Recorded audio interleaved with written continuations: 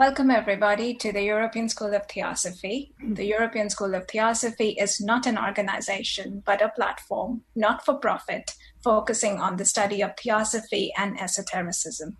My name is Tabs. Starting this week, we will have one lecture on Wednesday per month until December. These lectures on Wednesdays will be delivered by Edward Abdill on Memories of Dora Kunz. Ed joined the Theosophical Society in New York in 1959 when he was 24 years old. He is the author of The Secret Gateway, Modern Theosophy and the Ancient Wisdom Tradition, and Masters of Wisdom, the Mahatmas, Their Letters and the Path.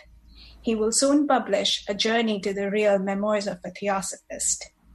Ed is past vice president of the Theosophical Society in America and past president of the New York Theosophical Society.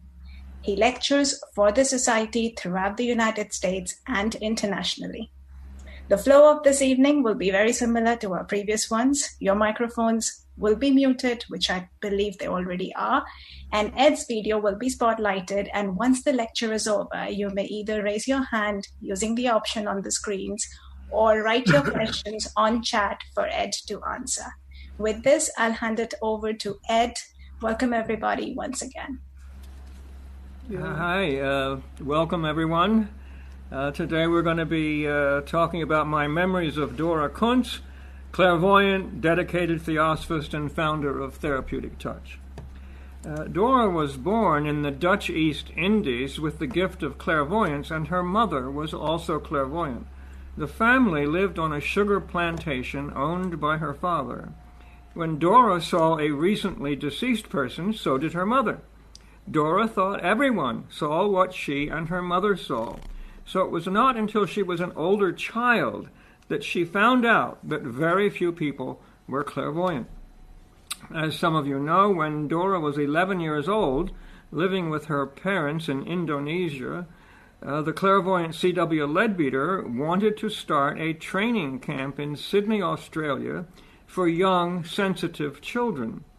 CWL asked Dora's parents if they would allow her to go with him to Australia. Dora's parents told Dora that she should decide whether or not to go, and whatever she decided, they would abide by her decision. Her mother told her to go to the meditation room, think about it, and decide what to do. To their great shock, Dora said she would go. Dora did not speak English, and she was shy, but she said she thought it was the right thing to do. Of course, I did not know Dora then, but she told us about her adventure to Australia. Dora was in Australia during the First World War. Many young Australian men were killed during that war, and the parents of those who were theosophists wrote to Leadbeater to ask him to look up their deceased son and let them know how they were doing. Leadbeater got so many of these requests, he did not have time to answer all of them.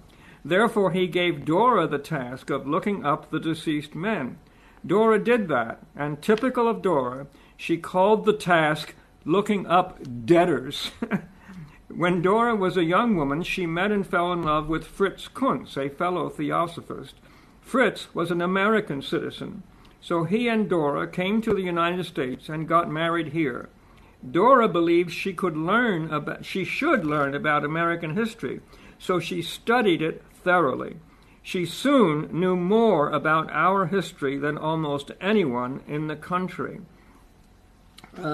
When C.W. Leadbeater was once in Italy, he saw a form coming out of a Roman Catholic church during Mass. It intrigued him, so he went in and observed what was going on clairvoyantly. As a result of that, he decided to write a book that is called Science of the Sacraments. I highly recommend it. It's a very interesting book. And he enlisted the help of Dora as a very young woman and also several other sensitives. And he would not put anything in the book that all 5, I think it was, of the sensitives did not agree to. So they all had to agree to what they saw, and then he would put it in the book. Now, later on, when I knew Dora in New York, the Roman and the Anglo-Catholic churches began to say Mass after noon. Before that, it had not been said before. It had only been said between midnight and noon, not after noon. So our people wanted to know why we shouldn't say it after noon. So the presiding bishop then, he was a Dutchman, Bishop Vrede, and he wrote to Bishop Pitkin in New York and said, please get a hold of Dora Kunz and ask her to come and observe a private Mass at 5:30 p.m. and ask her what she thinks is going on. So he did that, and he said to her, now remember, Dora was not a Christian. She was born into a theosophical family, and she didn't have any interest in Christianity, although she respected it, as she did all great religions. So she said to her, I want to know if the angel of the Eucharist appears when invoked. I want to know if the 9 orders of angels appear at the preface, and I want to know if the host is consecrated, and I want to know if there's anything disturbing, and I will stop if you tell me there's something disturbing. So he did the whole Mass, and I saw him the next Sunday and asked him about it. And he said Dora was very respectful through the whole Mass. And afterwards she said, yes, the angel did come. Yes, the 9 orders of angels did appear behind the altar at the preface. Yes, the host was consecrated. However, when the host was broken, Leadbeater said that the energy was spread out over... Dora said. Well, Leadbeater said this first. Okay. Leadbeater said that the energy was spread out over the whole neighborhood, about a mile radius or so, and that it sort of blessed the neighborhood, and he felt that was the reason the Mass was celebrated. And so Dora said it did not go over the neighborhood. Instead, the energy, when the host was broken, was grounded through the people present like a lightning rod. So in other words, the energy was lost, and that's why Leadbeater thought the Mass should not be said between noon and midnight. Now, in 1927, Dora, Fritz, and others founded the first theosophical camp in this country. It was on Orcas Island in the Puget Sound near Seattle, Washington.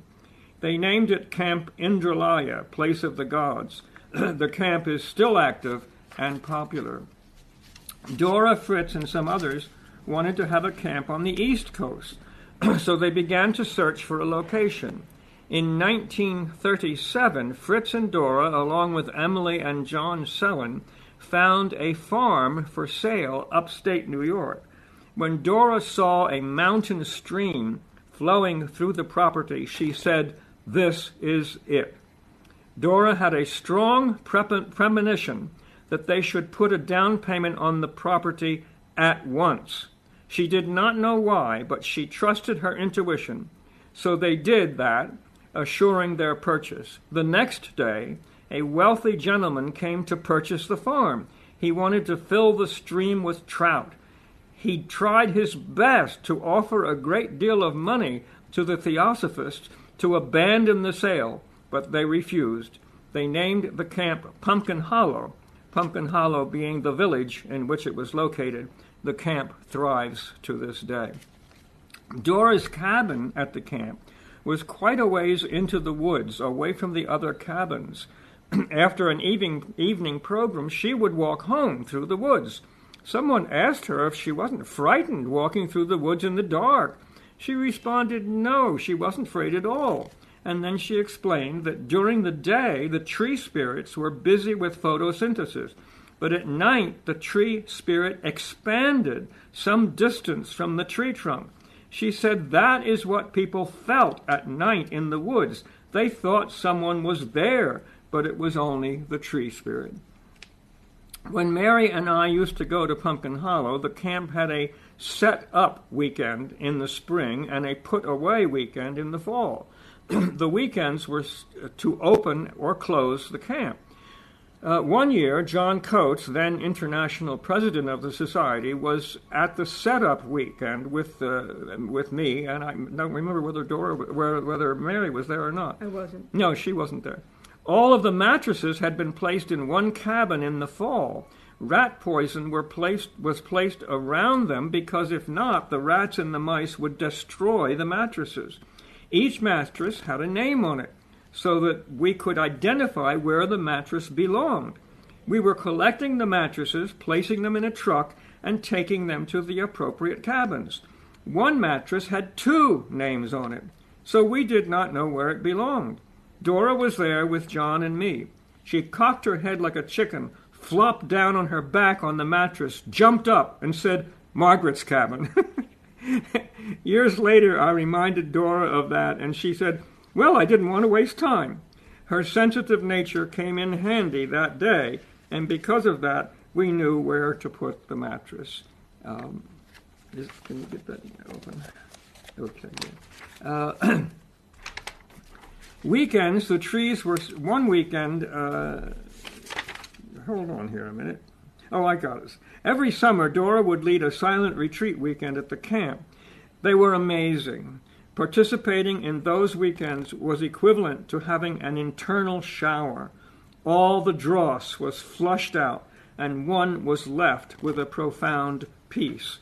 One of those weekends, the trees were suffering from a disease that killed many of them. At our final meditation that weekend, Dora said, "Let's think of the trees." We did, and after the retreat ended, we asked Dora to say how the trees responded. She said, "Well, to tell you the truth, they were surprised." On another occasion, after a silent retreat, I was riding with Dora and a few others in a car going home. Someone asked Dora if a recently deceased member had attended the meeting. Dora said that she had because she had seen her last week and told her about the retreat. We all laughed, and Dora asked why. I said, "Well, most people don't see dead people on alternate Tuesdays." Years later, Mary and I occasionally went to Indralaya. Weather permitting, Indralaya always had a campfire in the evening, and there would always be some entertainment or a short talk. One day when we were there, Dora said, for the children, at the campfire that evening, she would talk about the fairies. Of course, all the adults attended. She said the West Coast fairies were larger than the East Coast ones, and they lived longer. She said the wild animals could see them, but the domesticated ones had lost that ability. She said that when there was a forest fire, the fairies would lead the animals to safety. Finally, there was an explanation for the amazing ability of animals to flee danger. They followed the fairies. In 1959, when I joined the New York Theosophical Society, we had a dinner before Wednesday member meetings. It began at 5:30 p.m. and cost the astounding amount of $1.50. The meal always consisted of a casserole, a salad, dessert, and a beverage. Dinner was followed by a 20-minute meditation that Dora led, and that was followed by the meeting. Dora Kunz and Emily Sellon, both prominent and dedicated members, lived next to one another in Portchester, a suburb of New York, just north of Manhattan. One week, Dora would prepare the casserole, and the next week, Emily would prepare it. They drove into Manhattan early on Wednesdays, made the salad, and just before 5:30 warmed up the casserole in the Society's kitchen oven. One Wednesday, I was in the kitchen with Dora when the casserole was dropped. She dropped it, upended it on the floor. Dora said quickly, "Shut the door." I did. Dora scooped up the casserole, leaving only a small amount on the floor. No one ever knew we had a casserole from the floor. Before I joined the New York Theosophical Society, I heard that Dora was clairvoyant, a clairvoyant who helped people with their physical and emotional problems. I knew nothing about clairvoyance, but I was fascinated by it and anxious to meet Dora. I met her when I attended my first member meeting. She was serving the food. Since Dora attended every member meeting, and I did also, I got to know her, and we soon became friends. We were fond of one another, and since we both had a sharp sense of humor, we had many laughs together. This is Ed on the right, and to Ed's right is Dora. And Is Mary there somewhere? No, I'm not. I'm not in. There's another one with her. You won't recognize her.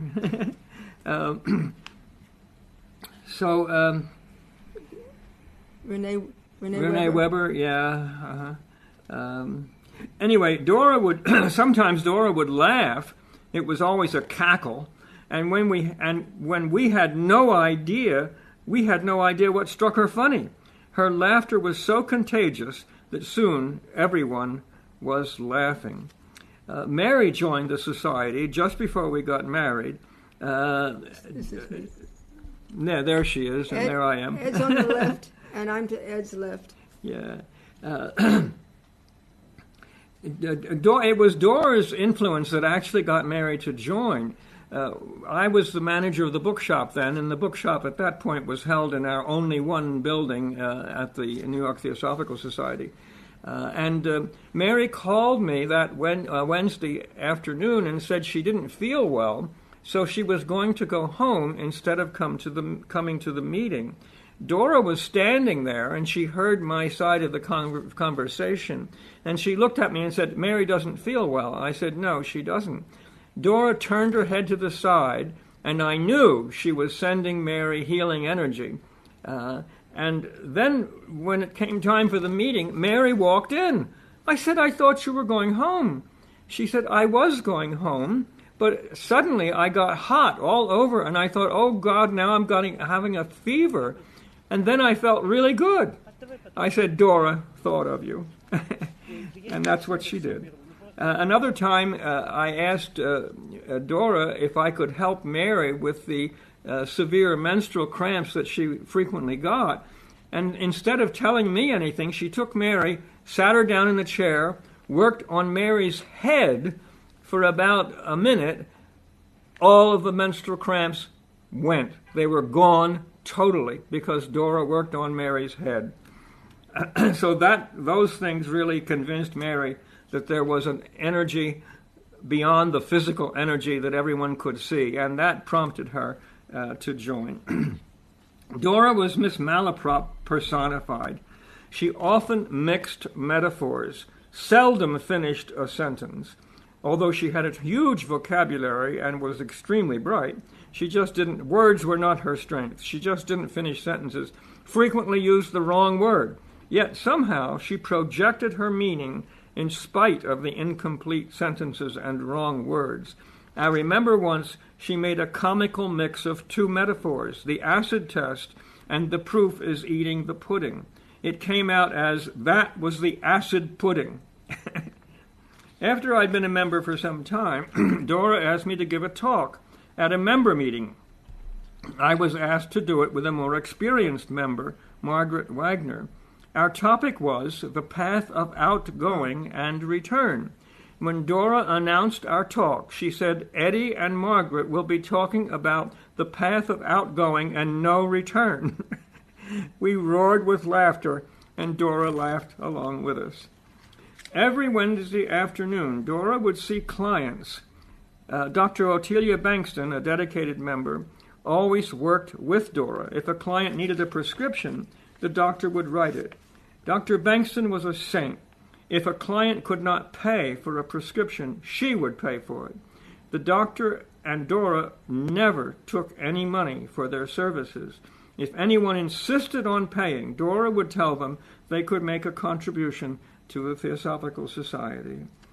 I cannot remember why, but after I'd been a member for a few years, I consulted Dora about a problem. Dr. Bankston was with her. I was not nervous about seeing Dora because I thought she must have seen far worse than me, and I knew in spite of my faults I was doing my best. Dora must have been used to people being nervous when she observed them, and must have been surprised that I was not nervous. Several times Dora said, "Well, he's not nervous. He's not nervous." I only consulted Dora a few times more after that. But each time, Dora proved she had a remarkable ability to see a person's feelings and thoughts, especially habitual ones, or events that had made a deep impression. I had spent 2 years in the Army just before I joined the Society. I despised it. The second time I consulted with Dora, the very first thing she said to me was, "Your experiences in the Army disgusted you, didn't they?" I had not come to her to discuss my experiences in the Army, but she saw the disgust immediately. The last time I consulted Dora, it was at our upstate TS camp, Pumpkin Hollow. Because I had a high PSA count, I was afraid I might have prostate cancer. Dora could always easily spot cancer, so she looked at me on a Sunday afternoon. The very first thing she said to me was, "Eddie, you are depressed. You don't want to do anything now, do you?" I had not realized I was depressed, but I was, and I did not want to do anything. She told me when I got back to New York I should look at the trees and notice how beautiful they are.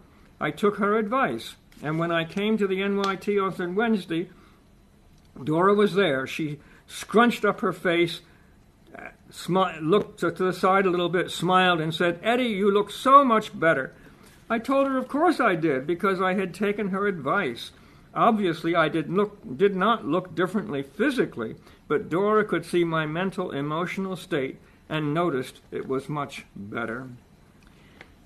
Since I am fluent in Spanish, Dora would sometimes ask me to interpret for an Hispanic client who did not speak English. I remember once interpreting for a client who did not speak or understand English. Dora said to me, "Ask her what's wrong." I did, and she replied she was worried about her heart and that she had a frightening dream that she thought embodied some evil psychic influence. Dora got quiet, turned her head to the side, as she always did when viewing clairvoyantly, and said, "There's nothing wrong with her heart, but she needs a diuretic. Ask her if she's taking one." I did. At first she said no, so Dr. Bankston wrote a prescription for one. Later she said she was, so the doctor trashed the prescription. Then Dora said, "She is constipated, but her intestines are irritated." So she asked the doctor to prescribe a mild laxative. I then told the woman there was nothing wrong with her heart, the dream was simply a nightmare and not dangerous. Dora and the doctor got up to leave, and then the woman jumped up and said, "I forgot to tell her, I am constipated." I replied, "We already know that." She had come in to ask her about her heart in a dream, and Dora told her she needed a laxative. I had a good laugh about that. On another occasion, Dora asked me for a client who I discovered did not need an interpreter. Her hand was gnarled with severe rheumatoid arthritis. At the time, I was manager of the Quest bookshop at the Society. Dora was staying in the TS guest room, and in the morning she bought a Chinese coin from me in the bookshop, a coin that we sold for use with the I Ching. I did not know why she wanted it. Dora was always honest with her clients.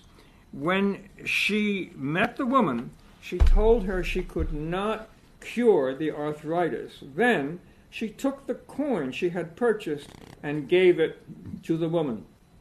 Dora said, "When it hurts badly, put this in your hand. It will relieve some of the pain." Dora had magnetized the coin with healing energy. The woman got up to leave, got a few steps toward the door, and Dora handed me money to cover taxi fare and said, "Give this to her. She should not walk, she should take a taxi home." When I gave the money to the woman, she teared up and said, "I've heard of people like her. I never thought I would meet one." Dora had a heart of gold. Early in the 1960s, Dora and Fritz went to India. When they returned, they gave a small gift to several close friends. I was one of them. Dora gave me a ring that was adjustable. It happens to be a symbol of Capricorn. I'm a Scorpio. Dora had no idea what I was, and she didn't care. So the adjustable ring would fit anyone. When she gave it to me, I thought, I'll have Bishop Pitkin bless it for me. I was not yet a priest. As soon as I thought that, Dora read my mind and said, "Would you like me to magnetize it for you?" Of course I said I did. So she took it and returned it to me the next week, fully charged. I've worn that ring ever since. Similar to HPB, Dora had a difficult personality. She could send people crying from a room. Yet she was a spiritual giant. When she spoke of the masters, you felt you were in their presence. Dora was compassionate, but she did not pity people. She saw hundreds of clients, some of whom had endured terrible tragedy or were seriously ill. She would do whatever she could for them, but when she could do no more, she would wish them well, leave, and happily join her friends. In the 1960s, Dora learned of an amazing healer who lived in Canada. She contacted him and invited him to Pumpkin Hollow. His name was Oscar Estebani, and he had been an officer in the Hungarian cavalry. He told Dora he discovered his healing ability when his horse hurt its leg and it would probably have to be put down. Estebani felt compassion for the horse. He put his hands on the horse's legs. Suddenly he felt an enormous energy flowing through his hands and into the horse. In the morning, the horse was so well it was able to go on as usual. Estebani tried to teach his men to heal that way, but the men were not able to do it. So Estebani decided that healing could not be taught. Dora observed Estebani heal, and she said she had never seen such a powerful healer. Being a strong-minded woman, Dora decided that despite Estebani's point of view, healing could be taught. So she began to experiment with participants at Pumpkin Hollow and later at the NYTS. Dolores Krieger, who had a PhD in nursing, worked with Dora and gave the methodology the name of therapeutic touch, often called TT. Dolores got TT into the nursing school at NYU, and eventually it got into many nursing schools both in and out of the United States. When Mary was recovering from throat cancer that she got, never having smoked or drank, by the way, we met no less than 3 nurses at NYU Hospital who had taken therapeutic touch courses, one of them at least getting credit for the course because it was taught by PhD Dolores Krieger. Dora had a highly developed clairvoyant ability. She was able to see the energy pattern of internal organs. She didn't see the physical organ, she saw the energy pattern of the organ. And she learned to determine if an organ was diseased. Doctors who knew Dora would sometimes send her a patient they had been unable to diagnose. Dora would observe that person, tell the doctor where the problem was. The doctor would take the appropriate diagnostic test that proved Dora had been correct. In the early 1970s, Dora became the subject of a study by a neuropsychologist, Dr. Shafika Karagula. I met her, knew her briefly. I can't say she was a close friend, but I certainly did know her. Dr. Karagula had been given a grant to study clairvoyance. The doctor got Dora into Sloan Kettering Cancer Clinic to observe patients. She would bring a patient out, place the patient in front of Dora with her back to Dora, and say, "What is wrong with her?" Once, Dora said she had never seen anything like this before. Dr. Karagula had a wonderful scientific mind. She wasn't going to take that and without a question. So the doctor said to Dora, "Tell me exactly what you see." Dora said there is a place in the patient's brain where there is no energy at all. The doctor asked Dora to point out exactly where that was on the patient's head. When she did, the doctor looked at the patient's chart and discovered that portion of the brain had been excised. Dora later on said to us at the meditation class, she said, "I don't think Dr. Karagula ever got over clairvoyance." Like all groups, the NYTS had its share of difficult people. One in particular, Lillian, was especially difficult. No matter what anyone said at a meeting, she would say, "You say, but Theosophy clearly teaches." She thought she alone knew the teachings of Theosophy. Everyone else was wrong. At one member meeting, Lillian was at it again, and the tensions in the room built to a maximum. Dora was upstairs in our library, and at the most tense point, she came down, looked into the room, and diffused the situation. Later, I asked Dora why she came down at the moment we needed her. She replied, "Well, I was sitting in the library, and a lot of prickly stuff kept coming up through the floor, and I thought, is that a theosophical meeting going on down there?" Dora asked Emily Sellon and me to talk with Lillian about the problem. We did, and told her it was all right to disagree with everyone, but she should not imply that she alone knew theosophy. It seemed to work for a while, but finally it got so bad that member meetings went from about 20 to about 3 or 4. We went to our bylaws to find out what we could do about such a member, and discovered if 3 members wrote a letter of complaint, we could call the difficult member before the board and put that member on probation. We did that, and in the middle of our interview, Lillian jumped up and said, "None of you are theosophists," and she left, never to be seen again. Dora was president of the NYTS when she was elected national president. She asked me to finish her term, and I did. Later, I was elected president on my own. It was necessary for the national president to live at the headquarters in Wheaton, Illinois, a suburb of Chicago, so Dora moved there. While I was still manager of the Quest Bookshop in New York, Dora called me one day to ask me to speak at the National Convention in July. She said I would share the program with a wonderful woman who was in the CIA. After praising the woman, Dora asked me if I would do it. She was obviously shocked when I said no. I said, "Dora, I could never speak with someone from the CIA." She then burst into laughter. She had meant the CIIS, the California Institute of Integral Studies. I accepted and gave my first national talk that July. In 1981, Mary's father died. I knew that for TS members, Dora would check on recently deceased loved ones, so I encouraged Mary to contact Dora. She did. Dora asked Mary to send her a picture of her father, and that she would talk to Mary about him at the next TS convention, which we were to attend. When Dora spoke to us about Mary's father, it was as though she knew him all her life, when she had only met him in a reception line at our wedding. The first thing she said was, "He knows I'm your friend, and that I'll talk to you about him." And then she said, "I've never seen a man so tired in my life." Mary's father was tired for many months before he died. Dora said someone close to him, also dead, was with him and kept saying, "You don't have to feel tired anymore." It must have been his brother, recently deceased. Then Dora told us things about the family. She said, "Your father says, but I think." We laughed. That was exactly what her father believed, but Dora was right.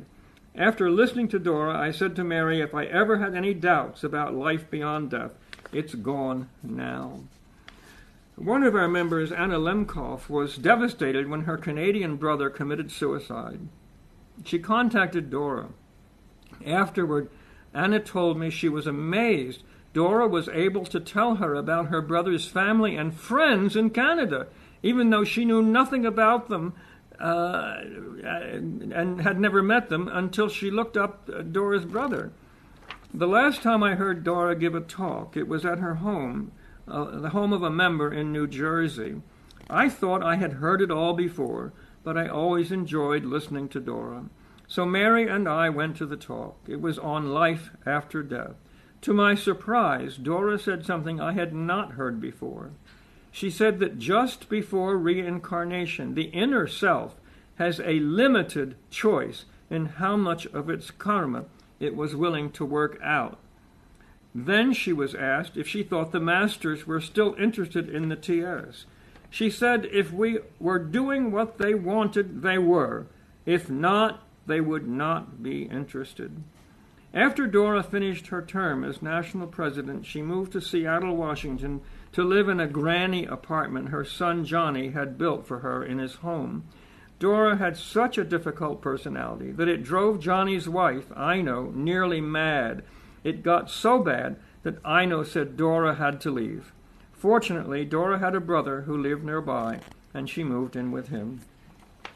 When Dora realized she was near death, she refused all food and drink. She died at age 95 on August 5th, 1999. We miss her wonderful laugh, her amazing clairvoyant help, we hope to work with her again in a future incarnation. Thank you.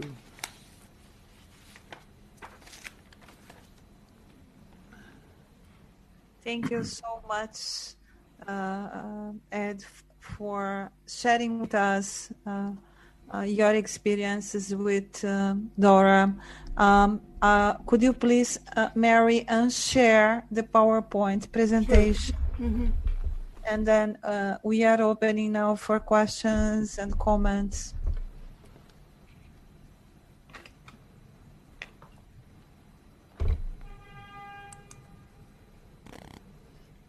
Well, I have a question, Ed.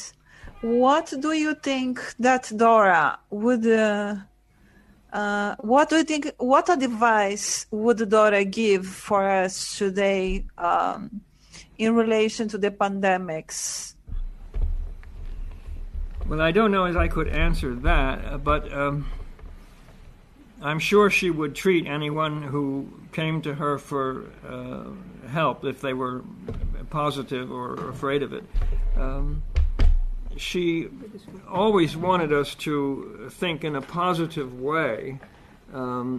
She warned about being depressed because it affected the neighborhood. In fact, she did say that we are affected by the atmosphere around us. For example, she once mentioned that if the United Nations were would be hosting someone like Fidel Castro, who was, of course, the enemy of many Cubans in New York, she said that energy would hit you, and you would feel it was coming from you, but it was really coming from the outside. So I'm sure she would have told us that about the pandemic, that if we were feeling down, it was because so many people were feeling down and we were picking it up. And she would want us to fight against that and to send positive energy out. Thank you.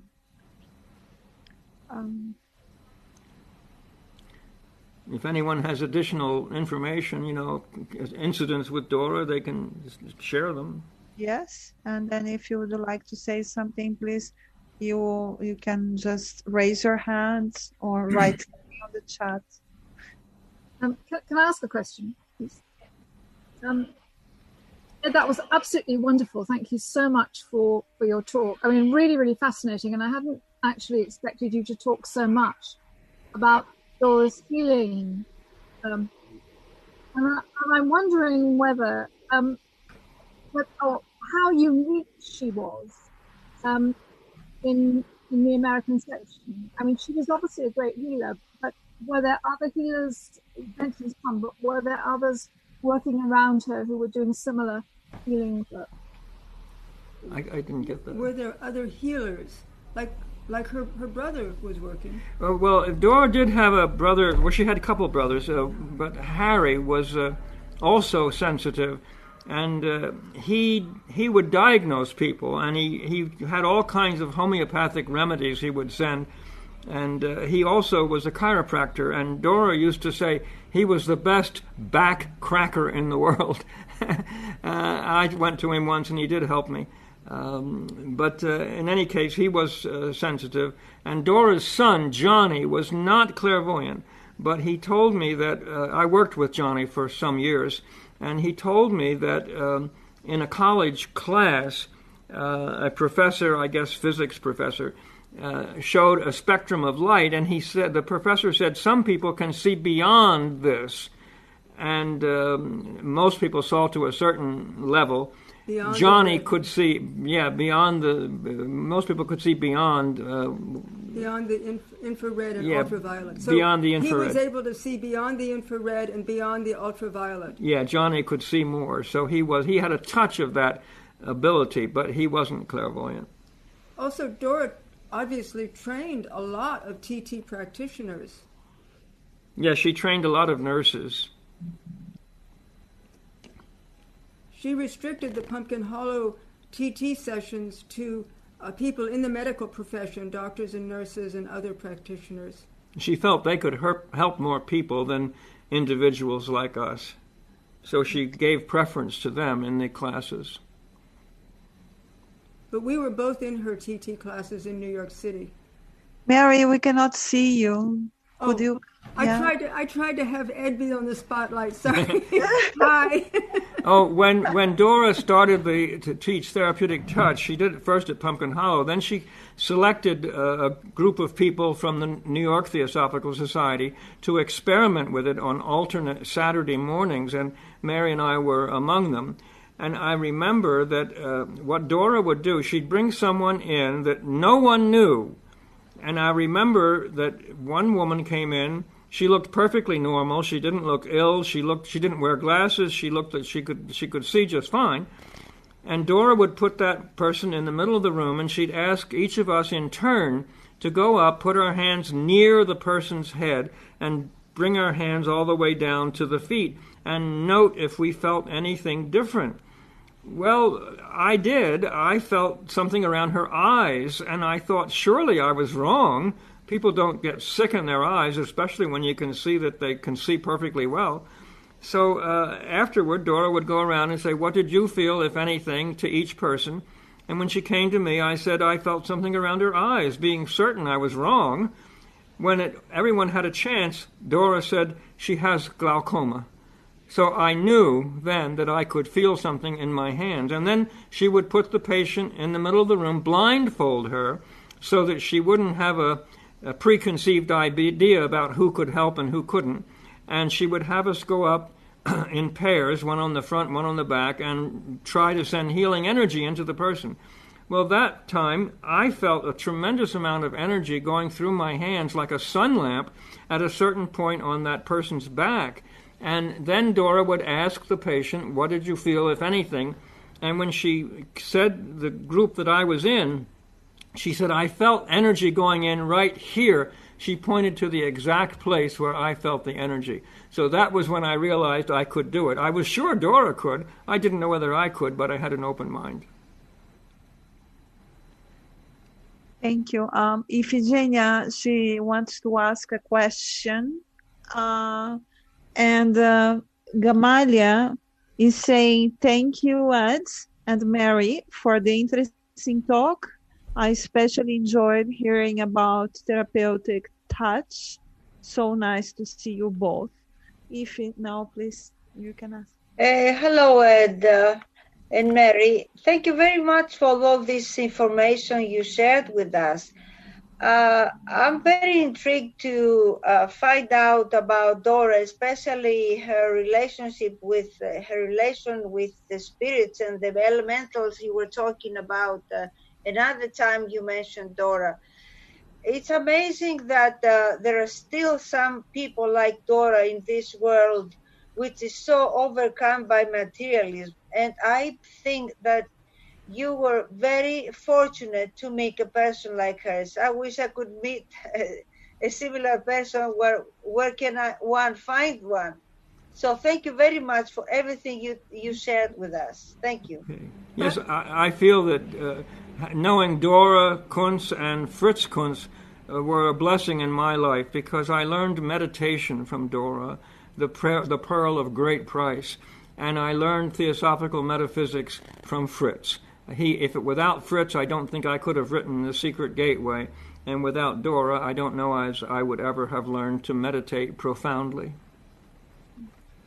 Dora wrote a book called The Real World of the Fairies, which you might find fascinating. Yeah, she didn't actually do the writing. She wasn't, as I said before, words were not her strength, but everything in it she approved of.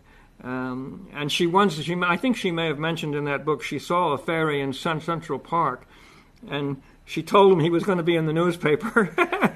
And he didn't care about that at all. Talk about the spirit of New York. Oh, yes, I did want to say that. Dora could observe the angelic kingdom from the time she was a child. And she said there were various types of angels. Only one type dealt with human beings. Others dealt mainly with nature. And she said that each place has a kind of a brooding angel over it. And New York has an angel that is consciousness is centered over Grand Central Station, which is just a few blocks from us. And she said the angel's chief characteristic, Angel of New York's chief characteristic is not love, it is power. And I tell you, even if you know nothing of theosophy and you don't believe in angels, when you approach Manhattan, you feel that power. It's absolutely, you can actually feel the power and the energy of New York City, and it's coming from the Angel of New York. Now, she said the Angel of New York is very busy with everyday, moment-to-moment problems. So if there's people who are meditating, praying, the angel absorbs that energy and holds it. And then when the city needs it, like if there's a riot or something, it sends that energy to that area to help keep it down, you see. And then somebody asked her, is there an angel of the country? And she said, yes, but that angel is more like the great redwoods in the Northwest. It's very steady. It sees a long-range view of the destiny of the nation. I asked Dora once if the Angel of New York could move out of New York at all, and she said no, it could not. It was an earth angel. Yeah, thank you, Ed. And if I may say... Just a minute, Ify, please, because, there are two persons. Please go on, Ify. I don't know about the angel that Dora spoke for New York, for Manhattan, but I'm telling you that power of Central Park is overwhelming. You can feel it to your bone. And the same happens in very high mountains. I don't know if you have been to one, but you feel a tremendous power over you. And I suppose it must be the spirit of the mountain, according to Dora. What do you think? Yes, I'm sure it is. She said once that she never felt lonely when she traveled, and she traveled a lot. She said, as soon as I get to a place, I get in touch with the angel of the place. And then she felt comfortable, and she felt she had a friend.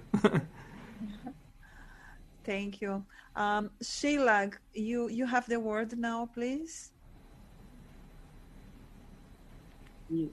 Yes, I was very fortunate to know both Harry and Dora at Camp Indralaya. Harry was one of the most influential people in my life, actually.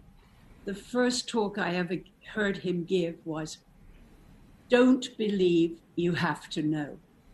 And I carry that to this day. But Dora, she always said about Indralaya that there was a special feeling there. There were a lot of devas, a lot of nature sprites, and she used to contact the deva on Mount Constitution, which is on Orcas Island. Mm-hmm. And she always, just before she died, she said, camp is going to be fine. Everything is in order for it to continue. And she always made the point that there was a very special feeling at Indralaya, and there certainly was. But I wonder if you can answer a question I have. Dora taught us to do therapeutic touch long before she ever got involved with the medical group, although Eric Pepper used to be there too. And she would have we would be sitting in a circle in the lounge, and she would have somebody who needed treatment in the center of the circle. And then she would call upon two people, one on either side, to help this person. And sometimes we would be mortified because she would say, "You come." "Oh, no, not you. You can't do it." That was Dora. That was Dora. Yeah, it was mortifying, really. And Dora was quite curt in many ways, but I'm told that when she was healing, she was very, very sensitive. Yeah. Have you anything to say about that? Yeah. Yes, she was. I don't know. I was going to say something, but it's gone. She was very sensitive to the people that she was treating. It was very clear. And she made a special point when the AIDS epidemic first came out. She worked with a lot of the AIDS patients and was very sensitive to their situation. And if she couldn't cure them, which she couldn't, she would help them to accept death and die peacefully. Yeah. We had somebody on Orcas Island, I think she was a Quaker, and she had an incurable cancer. and Dora used to work on bringing her to an acceptance. Yeah. We often practice that with people Yeah. too. Yeah. Dora would do what she could for somebody. She had compassion, but not pity, as I said. You know, she could, when she couldn't help somebody, she would say so. I once asked her if she could help a friend of mine, and straight away she said, I can't help her. And that was it. Thank you. Emilce, sorry, I'm not wearing my glasses. Emilce from Argentina. She has a question. Hi. Yes, my English is not so good, but I want to say thank you to Mary and Ed. And I heard you speak, Ed, you speak Spanish. Would you give this conference Spanish for people who speak who don't speak English? I don't know if it's if you understood. Ed has given presentations in Spanish. Yeah, I think maybe I could send you I have written this talk out. I could send it to you. Maybe you could translate it. It's much better for a native speaker to do the translating into their own language.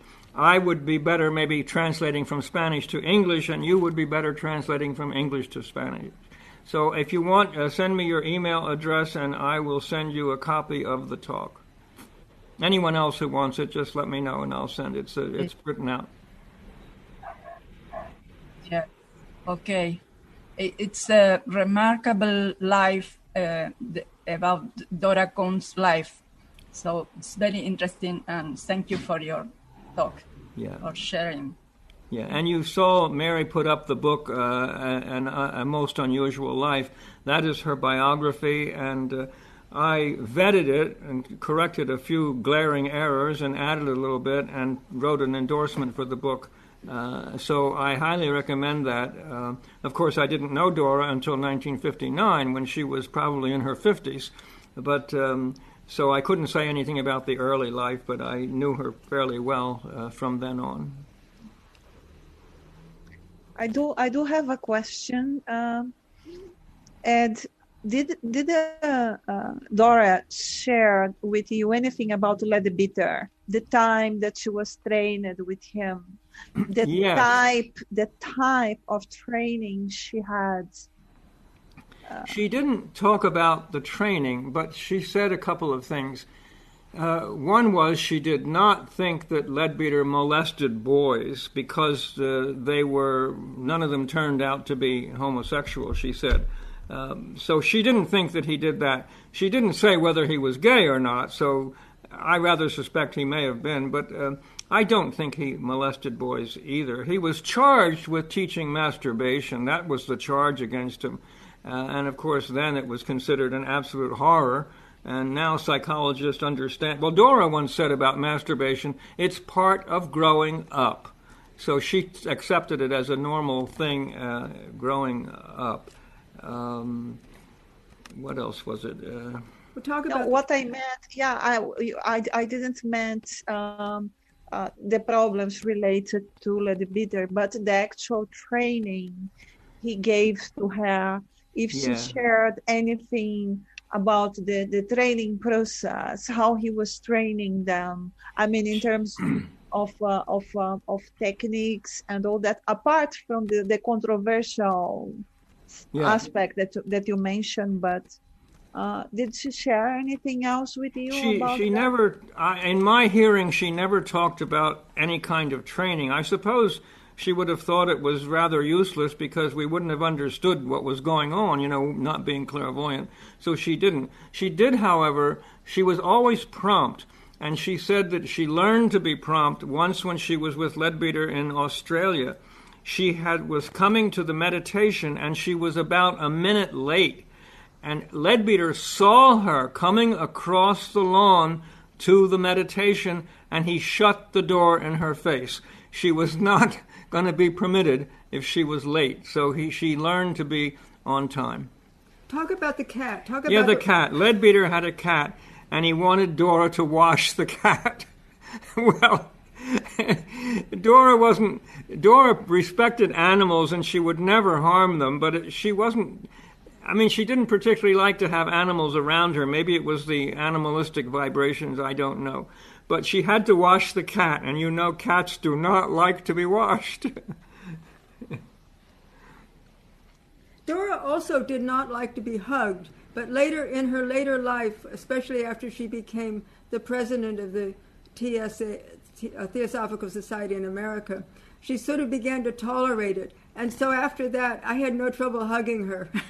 Yeah, she didn't like to be hugged, but I think she felt as national president, she had to be able to hug people, or they would have felt she was too cold or something. So she did learn to hug people. That's interesting. James has a question, but before that, there are many requests for you to share the PowerPoint presentation. So perhaps you could send it to me, and I would send a link to the newsletter, so into the newsletter of the school, or the interested parts to download it. Okay. And James, please, you have the word. Sure. Hi, Ed. You mentioned that Dora said that angels on the West Coast tend to last longer. I was wondering if she ever said what happened to them afterward. She didn't say angels. She talked about the nature spirits called fairies sometimes. She also said that more people believed in fairies than believed in angels, even though the great religions only talk about angels, never about fairies. And she said the reason is that the fairies they manifest a little closer to the physical level, so that if you have just the beginnings of clairvoyance, you can sort of see them out of the corner of your eye. So she thought that that's why more people believed there were nature spirits or fairies than believed in angels, because they could see them more easily. He wants to know what happens after they... I don't know what happens after they die. You know, I was going to ask Dora that. There's so many questions I had for her, but she's gone now. I can't ask. She would have been an enormous help writing my 2 books, but I had to do it on my own and just take what I knew about her. So she never talked about what happened to an angel after they die. But she did say, when somebody asked her, do angels have a sense of humor? And she said, yes, they do. She also said that a sense of humor was the second most important thing for the spiritual life. So she was asked, what is the most important thing? And she said, common sense. The next thing was a sense of humor. And that makes sense because humor is based on what is incongruent. And you only can know what's incongruent if you know what is congruent. So a sense of humor was very important. And then they said, what's the third thing? She said, more common sense. Well, Sheila, she wrote that Dora described fairies as vibrations of light. Oh. Mm-hmm. Yeah. And MLC from Argentina, please send us your email, then we can pass it on to Ed. Okay? I upload it in. If you write on chat. the chat, will be lost. You have to send it to us at the European School, then we will forward your email to Ed. Okay. Okay? Or Ed could write down his email. I will Mary, send yeah. Any other question or comment? Please do not raise your hand like this. Yes, this is Mel. Mel, hi Mel, please. Hi. Ed, thank you so much for sharing that wonderful friendship with Dora. I was wondering, did she ever mention her ability to be able to perceive other people's thoughts? Did that affect her or get in the way or maybe contribute to her unique personality sometimes? I mean, it's kind of like that movie, The Sixth Sense, where you got people showing up. Did she have that? She was once asked if she was always seeing things clairvoyantly, and she said no, but it was always like in her peripheral vision. And she said when people ask to be clairvoyant, they don't know what they're asking for because you see all the terrible things as well as all the beautiful things.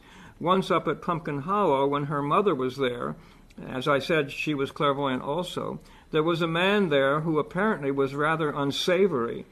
And the mother said to Dora, "Don't you see his aura?" And Dora said, "Yes, but what am I going to do about it?" So she could see it, and she could see the terrible things as well. But she was an extraordinarily gifted clairvoyant.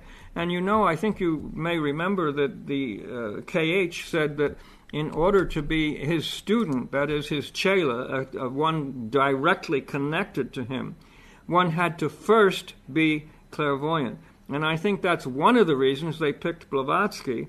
And I think Dora was just as good at clairvoyance as Blavatsky was. So I do think that Dora, I'm quite sure she saw and worked with KH and Moria.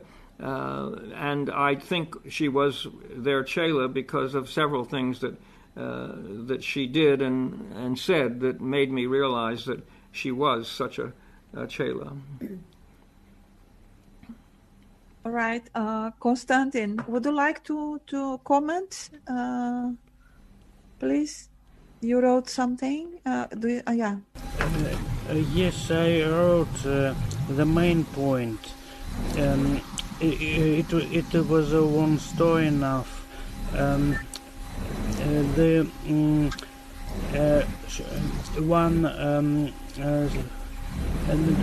nature spirit asked her to move him into other place because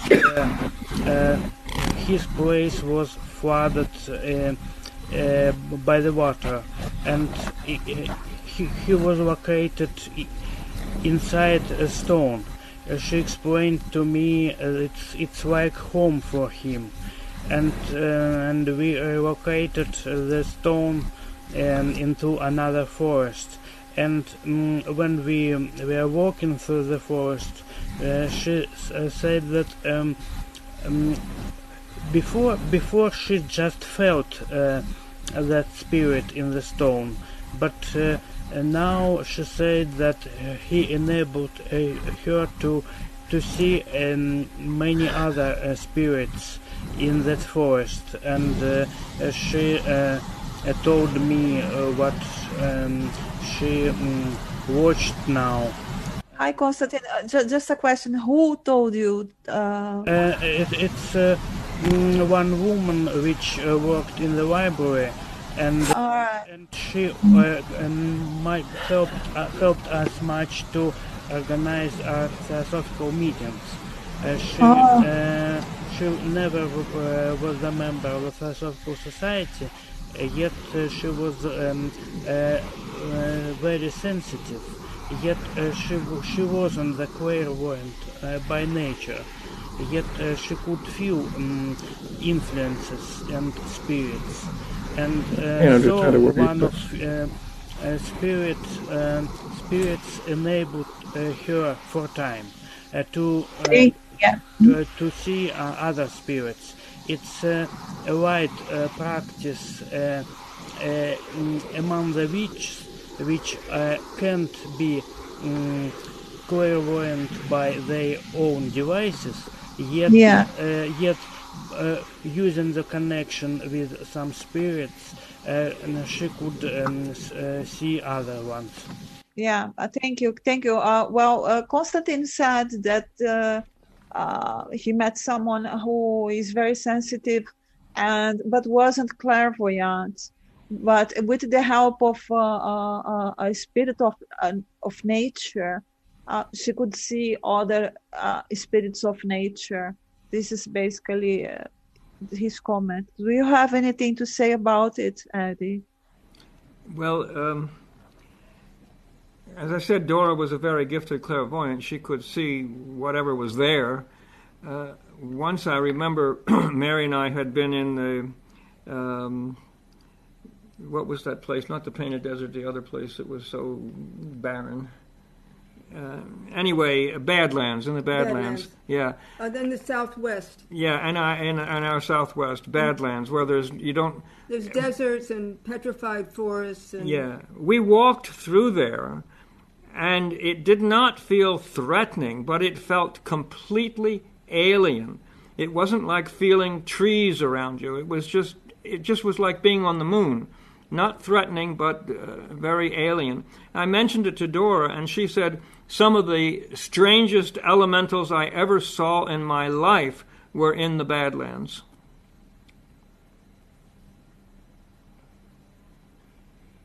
Thank you, Ed.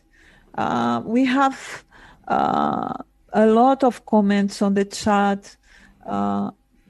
Almost everyone wrote expressing their gratitude for you sharing your experiences with Dora. We are very grateful for being here with you and having learned so much about this wonderful theosophist that she was. Learning about a wonderful theosophist from a wonderful theosophist, from two wonderful theosophists. So it's like a chain. So thank you so much, Ed and Mary, for sharing your experiences and your time with us. I don't see any other question, so we are closing our session today. Next Sunday, we have our Sunday lecture also, and we will be together again. Would you like to say something, Ed and Mary, before leaving? Erika, I think Dino wants to speak. Yeah. Dino, where is Dino? Yeah, Dino, please, if you want to say something.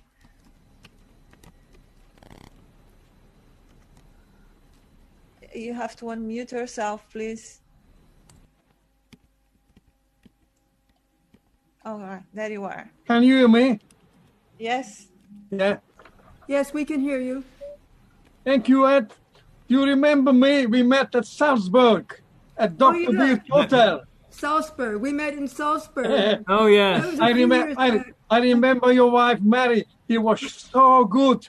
You know, while you speaking, put your speech on the screen straight away. Fantastic. Very, very good. I put your speech on the screen right away. Oh, yeah. You know, the curious thing is, the very first trip I took out of this country was to a World Congress of the Theosophical Society in Salzburg. It was my first trip to Europe. And my last trip out of the country was also to Salzburg. But this last time, I was a speaker, not just in the audience.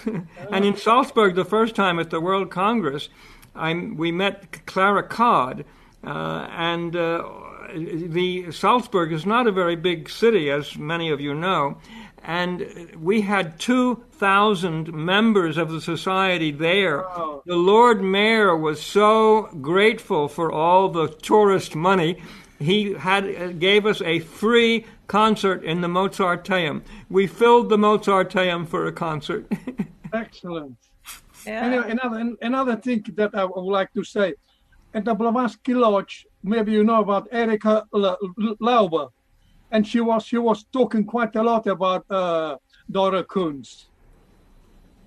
And another thing I would say, do the pumping olive farms still going, and do they still do meditation and healing and seeing fairies?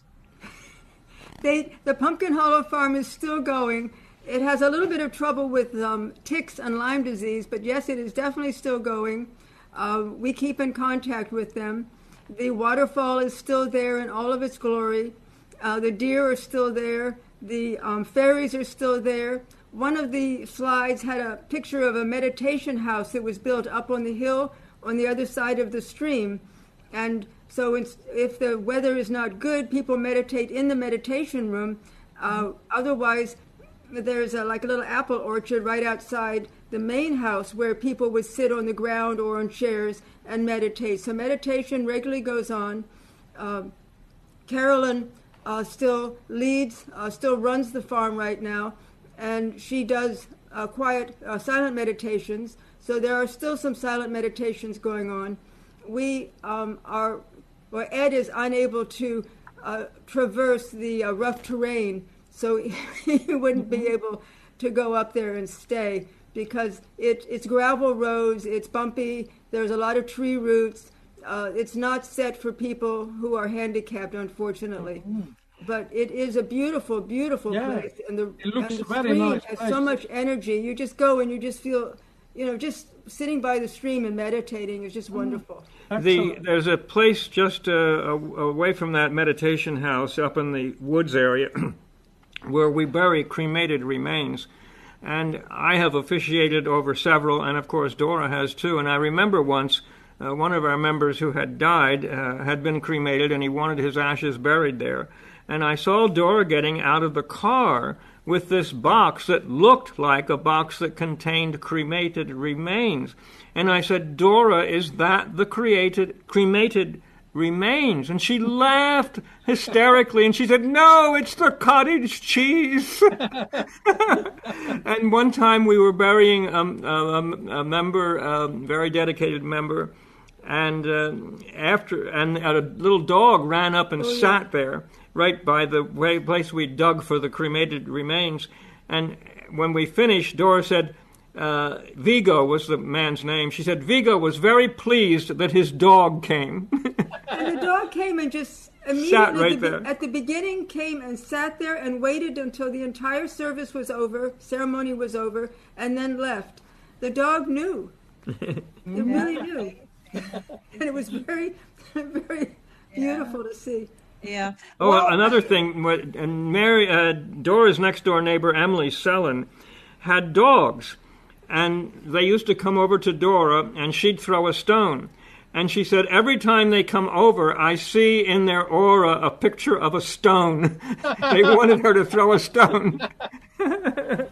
Your humor is always good, Teddy. Talk about the guy with the trees in his aura. Oh, yes. You may want to look at her book. I think it's called A Personal Aura. Many, many years ago, Dora had an artist draw two-dimensional pictures of auras that she had examined. And she used to always say, when she talked about those pictures and showed the slides, that remember, this is a two-dimensional image that is static. The aura is changing constantly. Every second it is changing, because your aura is your feelings and your thoughts. That's what your aura is, the energy of them. And she said once, by the way, it was Franklin Roosevelt's vice president, one of them, I think, can't remember his name now. Blanket on it. I can't remember the name. Anyway, he was a member of the Theosophical Society. And she knew him, and she saw his aura, and she said to him, I do not know what it means, but around your midriff, which is where the everyday thoughts seem to locate, I see a lot of trees. He laughed and he said, oh, Dora, every night before I go to bed, I think of the trees. It makes me feel peaceful. So she saw those trees. Oh, she talked about things in the aura, like whirligigs. If it was something that you were actively focused on, they would be high up in your aura.